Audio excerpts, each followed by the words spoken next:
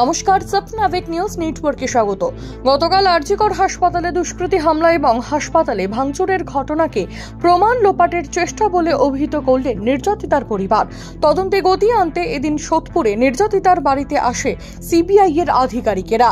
এরপরই সংবাদ মাধ্যমের মুখোমুখি হয়ে সিবিআই তদন্তের প্রতি পূর্ণ ভরসা রয়েছে বলে জানালেন তিনি। আর কি বলবো, দিদি কি কিছু জিজ্ঞাসাবাদ করলেন? যেগুলো আমাদের বলার সেগুলো আমরা জানিয়েছি। না, সেটা তদন্তের সাথে বলতে পারবো না। ঘরে কিছু খুঁজে দেখলেন? ঘরে না, আমাদের ঘরে কিছু নেই। আমাদের ঘরে কিছু নেই। তদন্তর স্বার্থের জন্য যা বলার দরকার সেগুলো আমরা সব বলেছি। কোনো কাগজপত্র না না না না না এইসব দুজন চিকিৎসক এসেছিল এদের মধ্যে।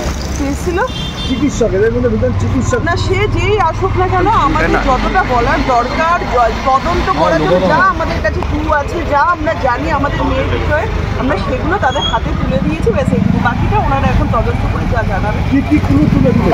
না, সেগুলো তো তদন্তের জন্য বলতে পারবো না, সেগুলো আমরা ডিসক্লোজ করতে পারি না আমরা। দিদি, কালকে আরজি করে ভাঙচুর হয়েছে এর আগে ঘরে, এটা কি আপনার মনে হচ্ছে এভিডেন্সের সাথে ট্যাম্পারিং করার চেষ্টা? একদম একদম একদম একদম তাই।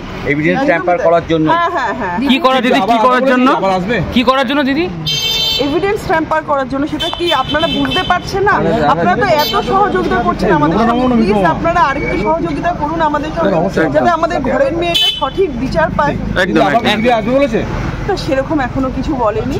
ঠিক আছে, যদি আসে আপনারা তো খবরই পাবেন, আর আমরা তো আপনাদের জানাবো। দিদি, কলকাতা পুলিশ থেকে সিবিআই কেস হ্যান্ডওভার হয়ে গেল, তাতে কি আপনারা বেশি ভরসা পাচ্ছেন? হ্যাঁ হ্যাঁ, অবশ্যই একদমই তাই। আমরা এটাই চেয়েছিলাম। রাজা দে, সপনাভিক নিউজ, সোদপুর। জয় হিন্দ।